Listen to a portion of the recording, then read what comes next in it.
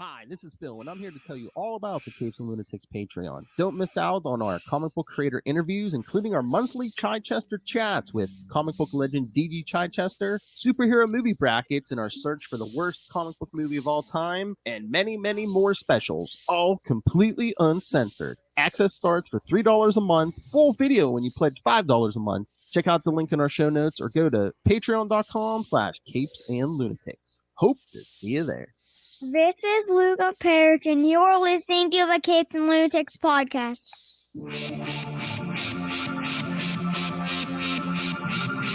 Hello, everyone, and welcome back to another week of the Capes and Lunatics. I am Phil. Joining me, as always, it is New Jolly. Oh, I'm sorry. I was going to say, no, New Jersey's favorite son. It is. Oh, I don't know if I'm their favorite. I am humble. Jolly the Professor Essa. Second only to John Bon Jovi, who is second only to Bruce Springsteen. And after that, everyone else can pound salt. Quite frankly, let's be honest. But I'm not. I don't. And I'm sure even if I'm going to say, that Jovi Springsteen route, that's you don't want to get in the middle of that fight. No, you do not. Who is more Jersey? No one knows. All right, kids. So yes, this is it for our last anniversary celebration. Yes, this time we are talking the 40th anniversary of Monica Rambeau. Can we just say, without Lilith Hellfire, we have nothing to talk about except old comic books. So please come back to us, Lilith. We miss you. We need you. Hey, next week we have another guest. Oh, well, that's good. I like when we have guests. Jim Zub. Yep.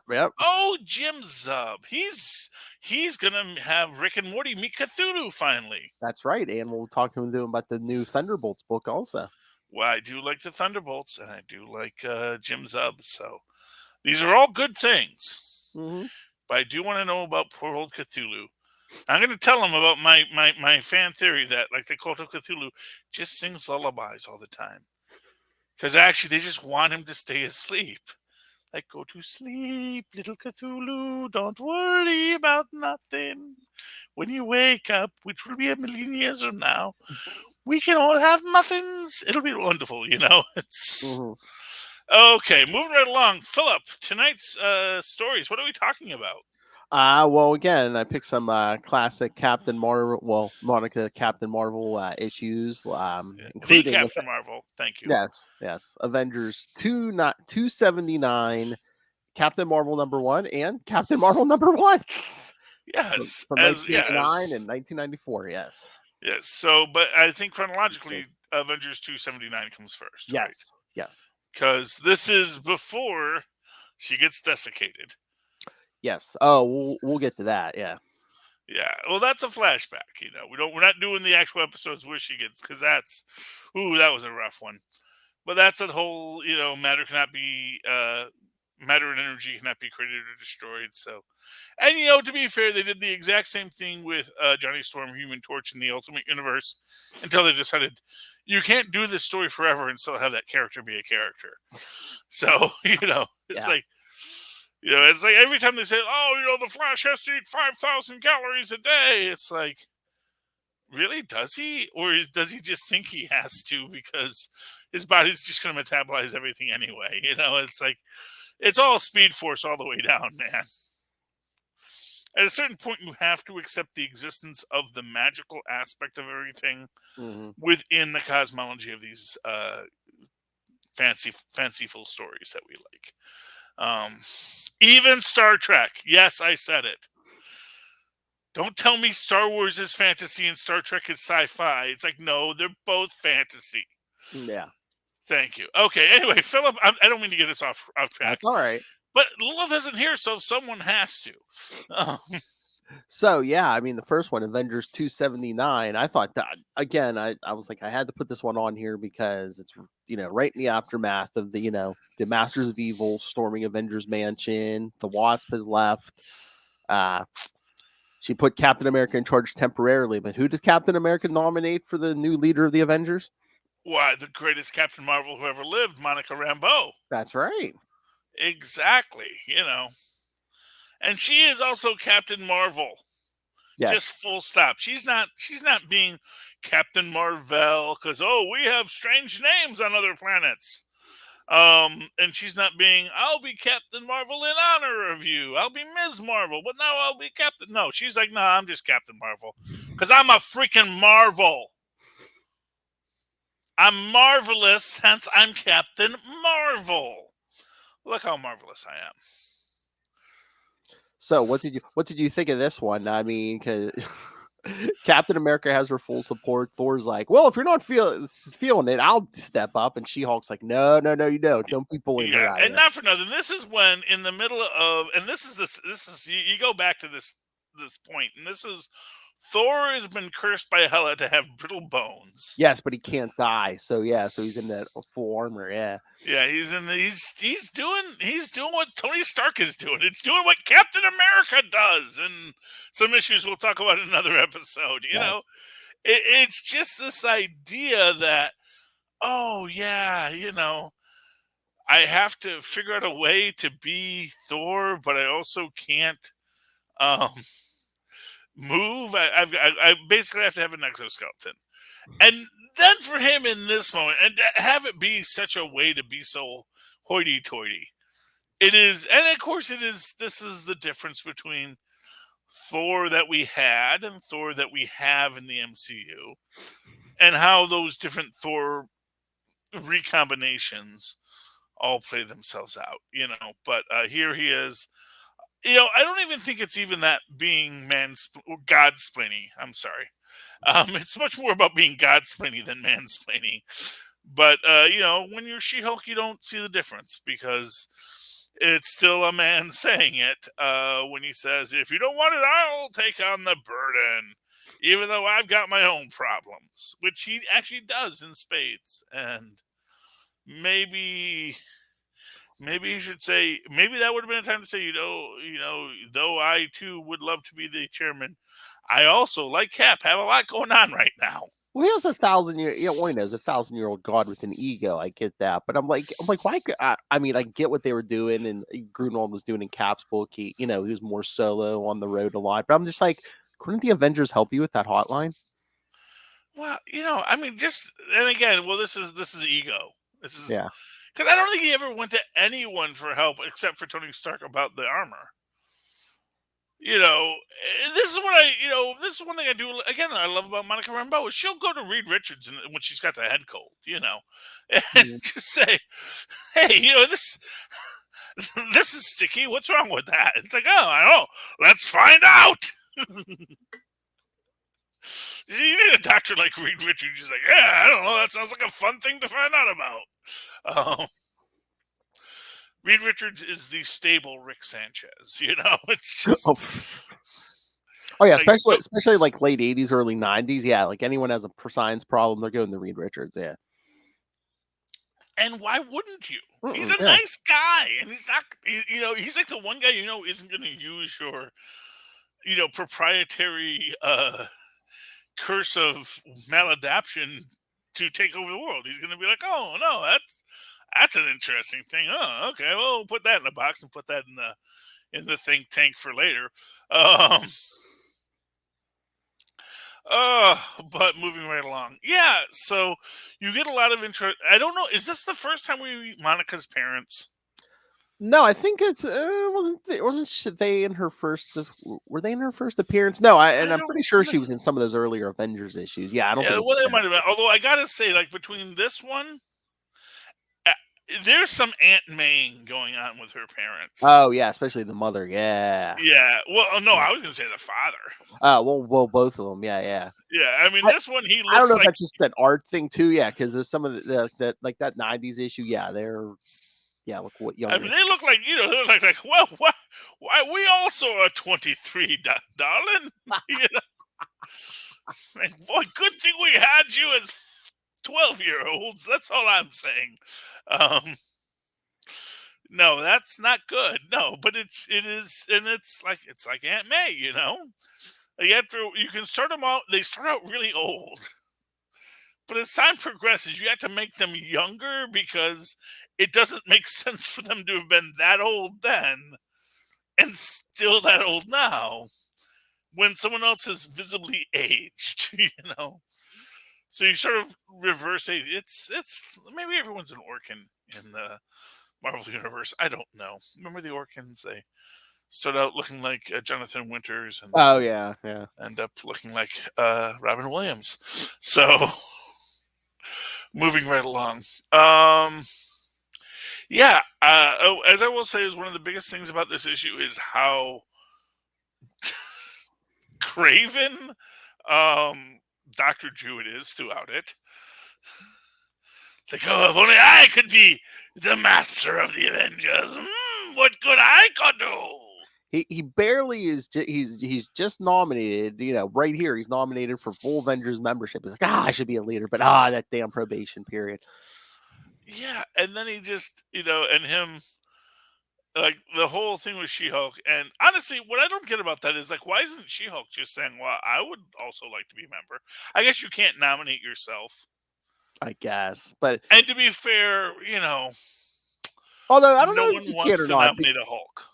I don't know if you can't nominate yourself because when she's talking to the Black Knight later, doesn't she like, I'll nominate myself before I'll let Thor do it? Well, yeah. I mean, I guess there's nothing. It's sort of like there's nothing in the rules that say a dog can't play basketball. Yeah, no, I think She-Hulk is full into the let Captain Marvel do it, But if she's not gonna do it, Yeah, like, I'll do it for I'll let Thor do it.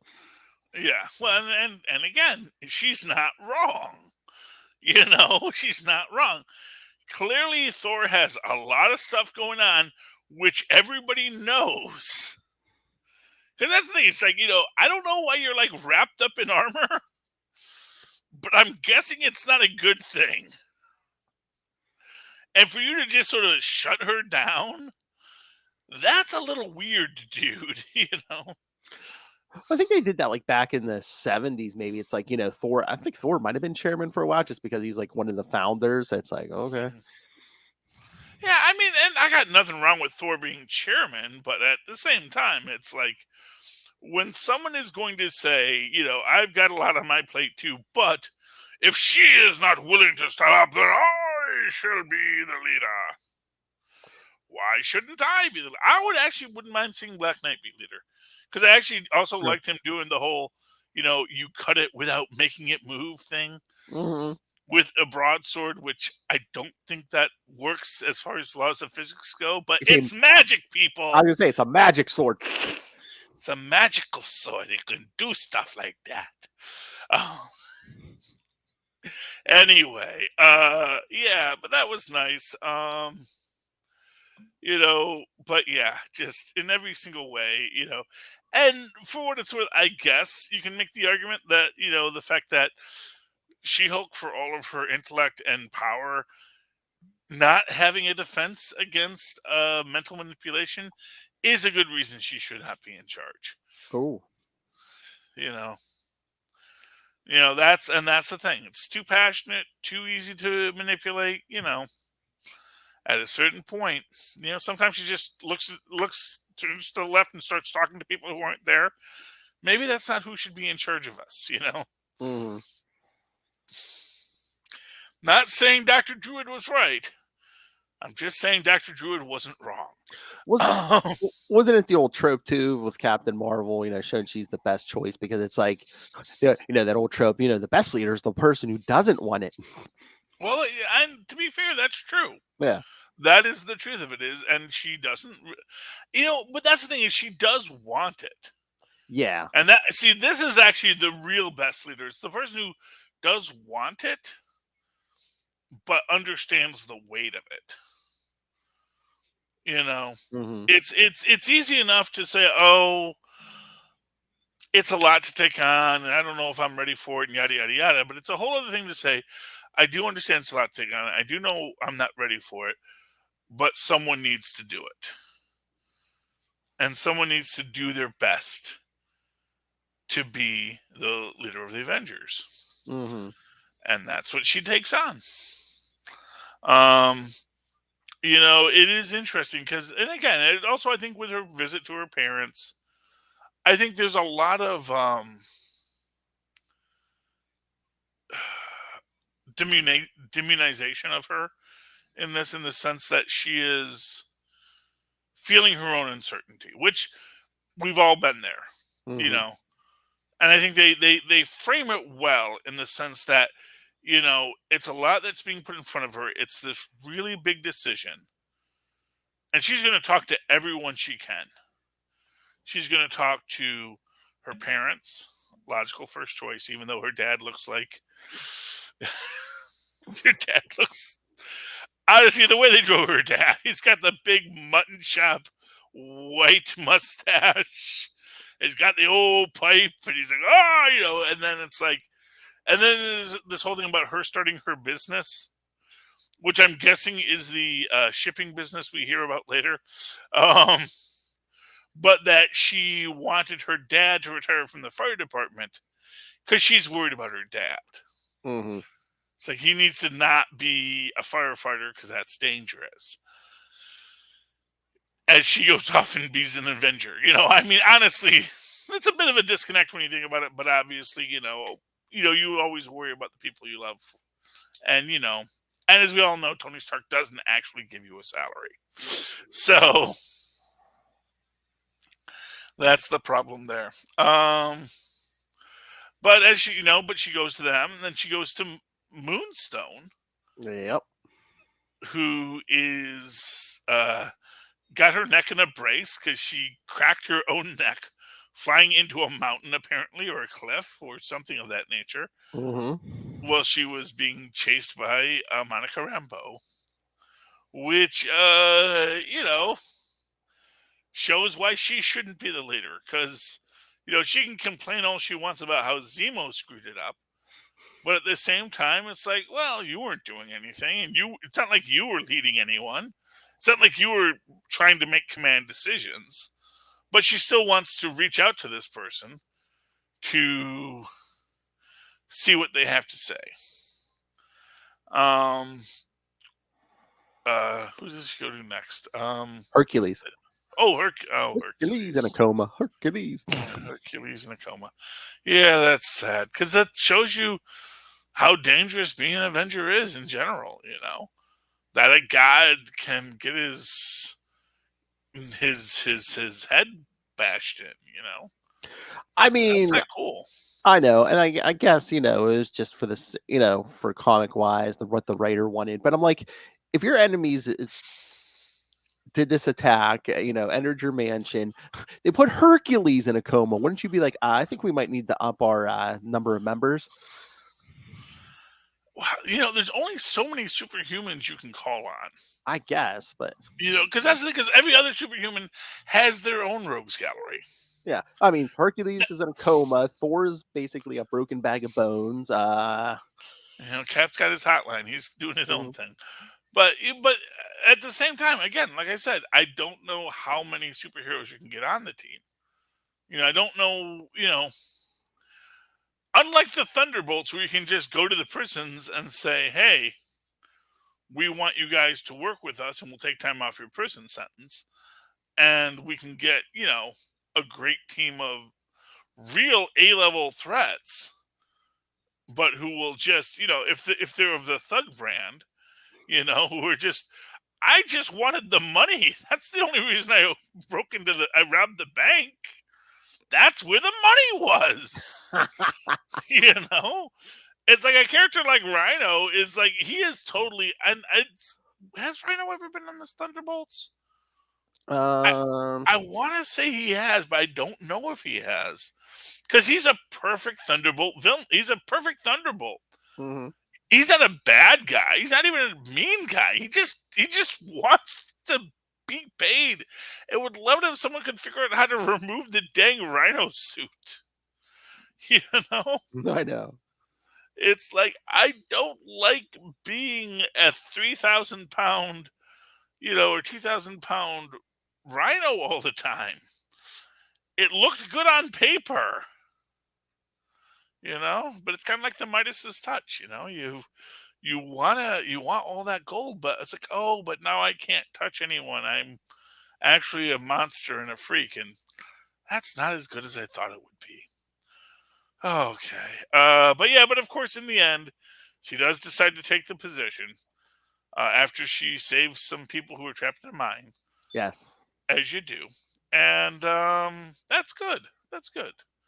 And then someone, we don't know who, though it's strongly implied it's Thor, which makes me think it's not Thor. That's not far. Maybe it's Ares. I'm guessing. I don't know. Oh yeah, it's I forget which god it is, but Zeus sends someone to bring Hercules home. Yeah. Yeah, and I guess that's the thing we've read about where he's like, "Oh, I don't know, I'm Hercules, and I got some post-traumatic brain injuries," and that's that's a rough go. That's a rough go. But we won't talk about that this issue because we got to talk about the other two Captain Marvel issues. Captain Marvel #1. After she's back from being desiccated. Oh yeah, 1989, Captain Marvel #1. Yes, and her powers are altered. Well, first she thinks she's lost her powers completely, but eventually they start coming back. But they're different. Like she still has command of the electromagnetic spectrum. She cannot turn into the electromagnetic spectrum now. Not yet. Not yet. But, yeah, that's gonna happen, man. Where I don't even think we get it in these two issues, but I know eventually. No, they put her back into that status. It's like they're weird with how they play these characters sometimes. But for right now, yeah. So she is a physically human being, and at the moment she thinks she has no powers. But she's still in her own way a bit of a BA, and she is ready to take on new challenges in the Coast Guard or the Harbor Patrol. And she's on a ship, and she is leading it when all of a sudden a bunch of villains attack, as they do. Villains who everything they say is in a translation bubble, which makes me wonder if anyone knows what they're saying. Yeah, I'm always like, Because what's weird about it is, like, I don't see at any point anyone acknowledge them as understanding what they're saying. They like talk to each other, and I don't even like. Does it say what language it's all translated from? I forget. For some reason, I thought it was German, but it might be. This was at the time of Die Hard, and so the whole Euro trash villain was a big thing. This is Die Hard on a boat. Oh yeah, 1989. Yeah, definitely. Yeah, and of course Monica, and I love that she just brings the suit even though she doesn't have powers. Just because I'm guessing sometimes she likes to put on the suit and just remember what it was like, Mm-hmm. And it's like just this moment. There's a fun retcon you can do with this. We're going to say, well, actually, her suit was made of unstable molecules that remembered the Force. So when she put it back on, it reawakened that connection to the other dimension where her powers come from. Or even it's just like, subconsciously she knew her powers were still there in some form. So well, that works too. Yes. Anyway, so she does face the goons, but they have a superpowered goon of their own. Well, actually, and I like the fact that she has to sort of bluff her way through it because after she escapes using just her wit and her wisdom, she puts on the costume and then just starts saying, "Hey, I'm Captain Marvel, the famous Avenger. You've heard of me? Yes, of course you have. So you guys need to surrender now, or I'll use my crazy laser powers on you." And they're like, they did not pay me enough for the face Avengers, man. I thought I was just knocking over a boat. We're cool. But then they did bring a superpowered villain with them, the great and powerful Powder Keg. The gooniest of all goon villains. He's the guy who sweats nitroglycerin, which does not sound healthy. I'm sorry. It's like, of all the powers to have, sweating nitroglycerin does not seem like the best use of your powers. Mm-hmm. But at the same time, oddly enough, a power that actually makes more sense than most superpowers because nitroglycerin is it's a chemical that exists. You just have to explain exactly why you don't blow your own arm off every time you punch someone. But moving right along, she eventually does thwart Powder Keg. We find out the whole plot line is there was a box of Stark International circuits that they pulled out of that they salvaged from the ocean. Yep. So this is just crazy Stark technology. The stuff he doesn't let out. And again, this is the kind of stuff gee, Tony Stark, maybe that's why we had to have an armor war. Because every time you just dropped tech everywhere, you just left it there. It's well, I guess no one will ever go to the bottom of the ocean to find my Stark tech, even though I know personally the king of the bottom of the ocean, whose people weren't around that area all the time. Although it says after Stark International went out of business, so I wonder if it's after Obadiah Stane, did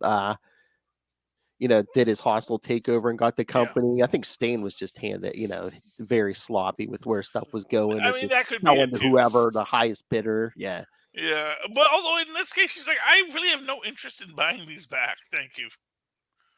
It's I have all of that technology. Why would I want to buy it from you? It's because I'll sell it to someone else. Okay, fine. I was going to sell it to someone else myself, It's when a hobo asks you for, $1 and someone says, well, they're probably just going to spend it on beer, I said, yeah, well, that was probably what I was going to spend it on too. So, I can't morally sense you, man. It's good for you. You found it. Enjoy.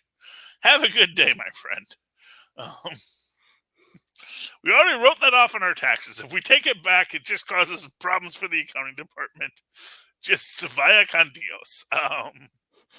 But of course, this is important because we see, what's her name? It's Roz, the Colombian woman who actually funded the shipping line that we have here. Anyway, but she has a guardsman's outfit, and all she needs is these randomized Stark chips, these isolinear chips, as Data would say. Just shove into the back of her suit to supercharge it up. Well, before she even gets in that suit, Monica runs into Moonstone. Oh, yeah, because Moonstone was who they hired for it. And again, this is Moonstone's oh, man, not her. Last time I faced her, I broke my neck, which is delightful. And for what it's worth, I do love the fact that we have this Monica-Moonstone relationship in the same way that Moonstone and Ms. Marvel were enemies, I like that nice symmetry when we get the new Captain Marvel and Moonstone just winds up her enemy. But yeah, that also, we also get the fact that Moonstone realizes that, oh wow, she's actually physical even when she's flying, and usually she's not. That means I can hurt her, and so we get a nice little punch him up. Oh yes, and in reference to what we're talking about with Reed Richards, that's where we get the info dump about this, because she goes to Reed Richards after the powder keg incident. He says, it looks like you got your powers, but now instead of drawing energy from the universe, you just now shunt energy that's directed at you into that universe. So now you have physical powers in your normal state, but you also can manipulate these things, but you can't turn into pure energy anymore. Although actually she can, because she does turn herself into X-rays at one point in this. Mm-hmm. They're playing a little fast and loose with the rules, is all I'm saying, Philip. Because she's both physical and X-rays. So anyway, but yeah, so she and Moonstone get into a fight. Moonstone loses the fight, as you might imagine. And the Brazilian crime lord gets her things, but then in the fight she loses too, because she drops a car on her, because that's how you deal with a wicked witch. You drop something large and heavy on them. because there's only so much you can do. Well, for that Roz or whatever, did Road, because we get Rhodey in this, doesn't he give her? I think he gives her one of the negator packs from Armor Wars, where Tony Stark invented that. So when he was chasing down everyone who like had Stark technology, you slap it on like a suit of armor, it only fries the Stark tech. It doesn't do anything to any other circuits. Oh yeah. Oh okay, I remember that. Yeah. Yeah. So that helps too. But she still drops a car on her. Oh yeah. So that's good, and that's the end of that. And then we get our next next Captain Marvel story. Yep. With the most 90s Definitely. stories you're ever gonna have. So what do we? So we now at this point, Monica has a shipping business, or she has a business of some sort, and she is coming to Empire State University, as you do, for their seminar from minority business owners and the like. We learn about she meets an FBI agent who's his brother, or is it his cousin? I'm forgetting now. I think it was his brother. Yeah. Yeah, the Ray. I'm looking at all the words now. But he's like a campus leader kind of guy, Mm-hmm. like you would have in the '60s that the FBI would search. And there's a whole thing. There's a lot of let's put it this way. It's like you talk about your woke agendas of the 1990s. 30 years ago, what is all this about, like, racism? Why, there's no politics in comics. But no, yeah, so there's a lot of that in this. It's a little heavy-handed, I'll admit, but it was the 90s.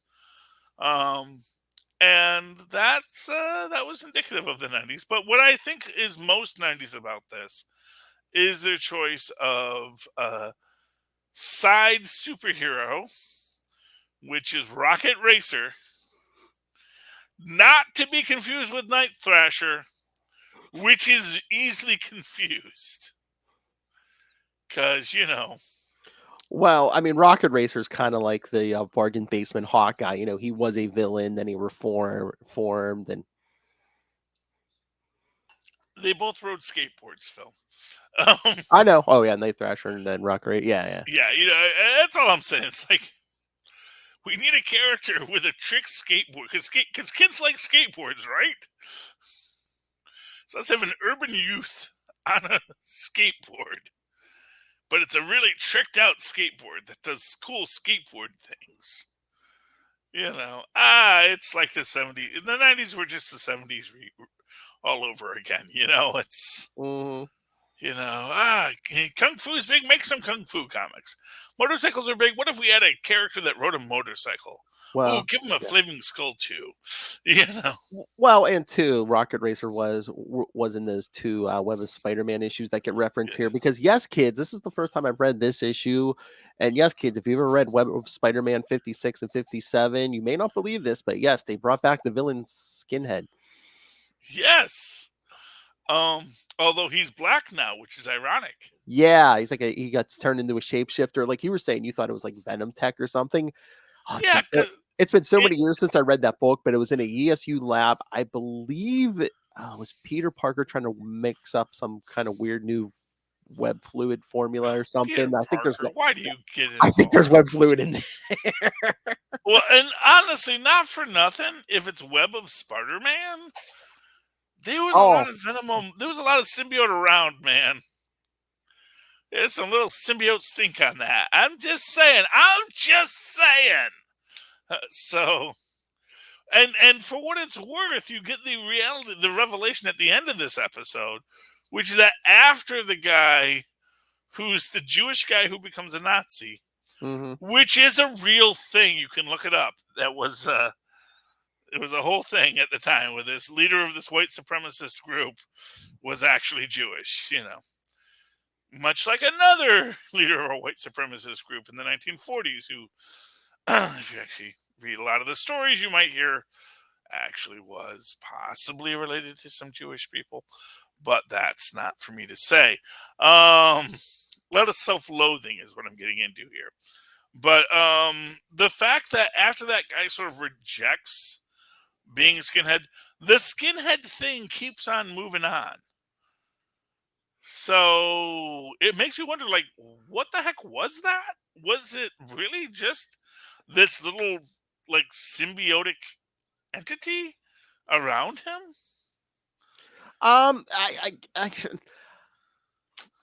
I guess it just like morphed his body because, like you saw, there was that skeleton inside. Because Yeah, like the rest of his body morphed, but the skeleton, because that's how I think Spider-Man beat him. Like he actually dove into him, and like you think this was weird. He punched the skeleton out. That's how he beat him. I know, but see, what's weird is, like, because I see the skeleton, that reminds me of Hive. Yeah, That's yeah. his name, right? Hive? Yeah. Mhm. The guy who's all bees, but he's just a Nazi ghost skeleton surrounded by bees. Speaking of another Nazi, yes. Yeah, the Nazis. It's like, if you just have that skeleton and can surround it with enough bees, that's how you be a supervillain. That's how you be a supervillain. Anyway, Ah. yeah. But yeah, so Skinhead gets defeated. Oh, Both like the what? So he comes out of it, out of the muck thing, and then Monica blows that up. Yeah, as you do, as you do. It's nice to see the Sons of the Serpent back. Well, not nice to see the Sons of the Serpent back, but wait, they're back. They're much more serpentine now. Um, I know they actually look like lizard people instead of just like armor. yeah, Yeah. well, but and to be fair, the Sons of the Serpent do have ties to the cults of that set, so it's like, it's not like it is outside of their history to be. Oh no, yeah, we totally worship an ancient snake god who will come back and destroy us all. So here's to that. Good old set. Um, yeah. So that's that. That was Monica Rambeau's big adventure. Hmm. Um, I enjoyed it. Phil, how about you? I liked it. No, I like I said, I read the Avengers issue before. These two Captain Marvels, I don't think I'd read before, but no, I enjoyed them. Okay. Want to talk some comic books? Yes, sir. All right, yeah, let's get this thing. Okay. So I'm gonna pick my real pick. My real pick. Okay. So the one that made me probably the happiest this week. Mm-hmm. Elvira in HorrorLand Ooh. by Dynamite Comics, issue 4. So if you remember the last issue, she winds up in Nightmare on Elm Street, and we go through this whole thing about, meta commentary and meta whatever, and she's like trying to get to the villain's lair, but she has to figure out who is the villain of the Nightmare on Elm Street series.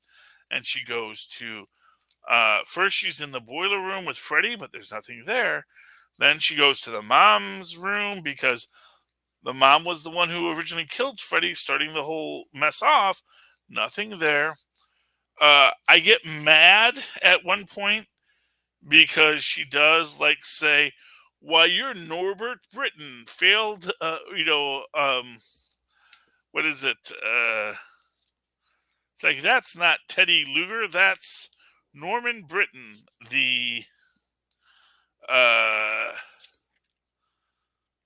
trying to find, because she's trying to use her dream powers, and yes, is you're Norman Britton, loser character actor who couldn't land a gig without a ton of latex. Ooh. Yeah, because that's a reference to Robert Englund, one of the finest actors America ever produced. Thank you very much. But then she says, then he says, "You take that back." She says, "There it is. I'm so sorry, Norman. Love your work, really. But I had to get you mad and force Teddy to the surface." Because that was the point. She was just doing that whole "go away, dog" kind of thing. But it goes to that, and then she realizes the real villain is actually Les Maven, who is the one who creates Teddy and all this kind of stuff. And so they're fighting over Les's remote. Teddy comes back in to try and get the remote as well. And then who should show up?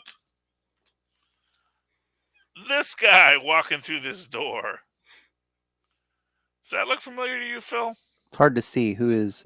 Oh, that is one Mr. Mobius. Well, it looks a lot like Mr. Mobius walking through a little door technology with his armed guards to lock this up because he's from WoW. And WoW is the Watchman over world space. I am Agent Prospero, and you have been a very naughty girl. So yeah, so we had a lot of Loki references now, and basically explaining how she has been over the entire book series, basically been destroying time and space and relative dimensions, and all of this, and now the Watchmen over world space have got to deal with her because she is disrupting things. And she's like, yeah, I disrupted a lot of movies, but they're just movies. It's like, come on, Elvira. Mm-hmm. You, of all people, are going to say they were just movies. Who's to say they ever go back to the way they're supposed to be? But she refuses to be pruned, as they say, and she escapes again to a Cronenberg the Fly. Oh my. Yes. Do you guys have a can of Raid lying around? As always, Elvira is always a delight. If you like metafiction, she's the lady you want. I really love that she exists as a character forever. Okay, Phil, you got a book you want to throw out? Yeah, you said you read Radiant Black number 18. Yes, right? I did. Yeah. That was good. What did you think of it? I liked it, like you were saying. I liked like the whole every page basically every 2 pages we got like that whole thing with the top, basically following 3 or 4 separate different like timelines. You know, it's what was it? 1984, 2002, 2002, 220, and 2038. Yep. When everything goes wrong. And Yeah, I like him running into people in the post-apocalyptic hellscape too. Yes. Yeah. So it's basically a origin story for Radiant Yellow. Is that what we're calling him? Radiant Yellow? Yeah, well, Tristan was saying he thought it was Radiant Gold. So, however you prefer. Oh, I was gonna say I think the title was Yellow, so I didn't know. Yeah. Well, I mean, it is Radiant. It is a Radiant Black book. Yes. So it's not like Radiant Red where he's getting his own storyline, but maybe we will after this. You know, maybe we'll get a full Radiant Yellow series. But I did like this idea of existing in multiple timelines, and I like basically the end. You know, it's like Barry Allen making sweet love to the timeline. He has to fix it. You knew that was coming. Yeah, he was gonna try to fix the at least his past. Yeah, well, and man, I've never been more mad that my phone can't do QR codes. Oh yeah, enter existence. Yeah, because I kind of feel like that. Man, there's probably something what is this? Oh, this is. Yeah, I don't know, man. I don't know what enter existence is, but it seems like it might be related to that. Okay. I just scanned it. You stand in a technicolor expanse surrounded by vast crystalline spires and unfathomable shapes. In the sky, infinite stars orbit crumbling planets and decaying moons. A voice, impossibly loud and completely silent, sounds in your mind. Welcome to existence. Your connection is unstable. Just like the thing in their head. And then there's a button that says begin. So what is this? I guess we begin. We begin the begin. Oh, I don't know if it's like a game because I hit the begin and it says either hunt or flee. So it might be like a little game thing or something. Okay. Do you want to talk Fantastic Four now or next week? We can talk we can talk Fantastic Four now. Okay, because then we have another show to do. So yeah, but I mean we can do it here. That's fine. Okay, fine. So Fantastic Four. How awesome is Sue Storm? Oh yeah. How awesome is everyone as Reed goes into the think tank? Which is, I don't know, have we dealt with the think tank before? I don't not where he completely cuts himself off. I don't think so. Yeah, it's interesting. It's interesting. Where basically he's like, no outside stimuli. It's just me and there thinking, trying to Yeah. figure out this whole celestial problem because this is an Axe tie-in, kids.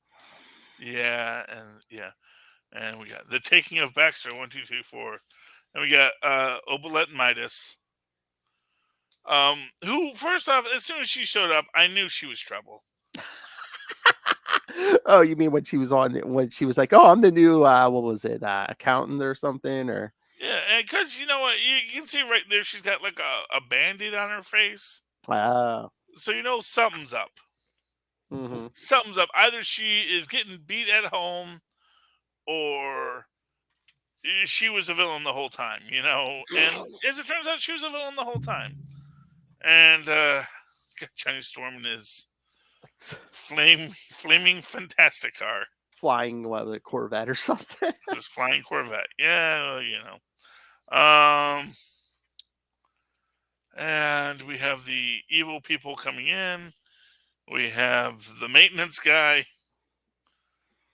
You know, just because you know someone's got to wipe this stuff up, man. You know, someone's got to say "Dios mio" when Reed Richards, I was just waiting. explodes a symbiote of some sort. I was just waiting for this because like you were saying before, whole Die Hard thing, But I was just waiting for the other 80s or 90s action movie trope. Oh, he was only 3 days away from retirement, Well, no, they're not going to actually kill the poor guy. No. But I was just waiting for him to be hanging in danger, saying, "I'm only 3 days away from retirement," or something. But they blew up poor Chinese pizzeria, and they send the mindless ones against or these mindful ones.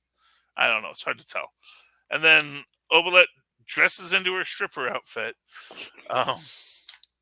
which, for what it's worth, I'm sure Sue Storm respects. Yeah. We all had our black leather phase, let's be honest. Yeah,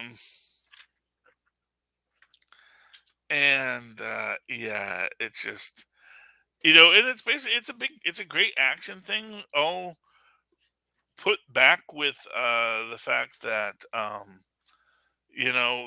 they're all, trying to get through this. And again, you have, because Obelette has taken over the Herbies. That's why Johnny Storm always said we shouldn't have so many Herbies around. Because he was always afraid they'd replace him with him. She's going to steal Reed Richards' thoughts. Ha ha! It's a classic. It's a classic criminal thing. And I guess next episode, we're gonna see Sue Storm do a Die Hard. Yeah, because Johnny's locked outside by a force field, and they buried poor Ben. Ben's basically, pulling Ben's buried under mindless ones, But still a good story. Mm-hmm. I mean, that's the thing. Now, is this the new run of Fantastic Four? Or is this wrapping up the old one? This is the route. I think there's this one. I guess I thought this might be the last one, but I guess there's maybe one more issue, and then I think either October, November they start the new one, I believe. This is still David Pepose. Was David Pepose running? No, it was Dan Slott, but I think this guy's just filling in for these. Okay, so they're going to do a couple of fillers with David Pepose. Yeah, and Juan Cabal. They're doing a great job. Oh yeah. I mean, as filler stories go, I mean this is, it's not quite as good as when the Trapster got captured by the Baxter Building, but still, it's. Yeah, did you? It's a good story. Did you see? I mean, speaking of Fantastic Four, did you see the articles when they were talking about the new run that's coming up of Fantastic Four? Where I don't know if it's going to be more like, did they say Twilight Zone-ish, or it's like they're really going to be steered into the sci-fi aspects and stuff? And I mean, I sure, why not? Not for nothing. That's not new for Fantastic Four. It's like, oh, okay. Yeah. You could tell me, and then the next, that's the thing, is Fantastic Four has run the gamut over the last, how many dozens of years? Oh, yeah, because they could be 60, superheroes. 70 years. They could be superheroes, but then next run they don't necessarily have to be superheroes. They can just go exploring, or Exactly. Well, they can go exploring, or they can have a little suburban house. Whatever you need. Anyway, Phil, we're going to find out all about that in the coming months. In the meantime, if you would like to give us money, how can they do that, Phil? All right. Well, all right, kids. If you want to, if you want to give us money or contact us, oh yeah, that's right. Send your questions. Jim Zub next week talking Thunderbolts, talking Rick and Morty, or whatever else Jim Zub does. I don't know if you remember, we talked to him a few years ago. He's another nice Canadian fellow. So No, I know. I Yeah. really loves him. Yeah, I'm friends with Jim Zub on Facebook, and I'm always very proud of that. And I always love when I see his posts. Yeah, so yes, the kid says send your thoughts on all of Jim Zub's projects. Email us CapesandLunatics@gmail.com or call the voicemail 614-382-2737. That's 614-38-CAPES. And remember, you can find all things Capes and Lunatics on Facebook, on Twitter, on Instagram. Find links to all the various social medias for all the Marvel and DC shows we do. Again, the YouTube channel, everything we do goes up on YouTube. So smash that subscribe button so you can watch and look at it all. Smash it. And most important, please subscribe to the Patreon. Again, we're paying for this out of our own pocket. Every little bit helps. With $3 to $5 gets you early access to creator interviews, including the Chichester chats. I got the good mic out for you guys. And superhero movie brackets, because Lilith loves our pain. So you'll find the worst superhero movie of all time. And most importantly, pick yourself up some Capes and Lunatics and Capes and Lunatics Sidekicks merchandise. Find it all at Linktree, linktr.ee/Capes and Lunatics. All right. Charlie S., are you there? Or would you like me to do your plugs? All right. I don't know if you can hear me. All right. If you're looking for Charlie S., or you can always email him your questions personally. Superconnectivityblog@gmail.com. That's superconnectivityblog, all one word, @thegmail.com. Also, you can find him live tweeting whenever he does, or anything else on Twitter @CharlieEsser. That's CharlieEsser. Look for the two E's in the middle. For what, Mosmanzor? For quality. Bing! That's right. All right, kids. Thank you for joining us for Monica's big anniversary, 40th, 40 years. Oh, and also, if you did not see, kids, New Mutants 30 came out this week, and it's also the 40th anniversary of the New Mutants. So that was an extra size book this week. All right, kids. So for another week, we have been your Capes and Lunatics. Don't worry, I did your plugs, Charlie Esser. I'm sorry, man. That's okay. No, that's fine. I have it memorized by now. I know your job. Okay. I know your.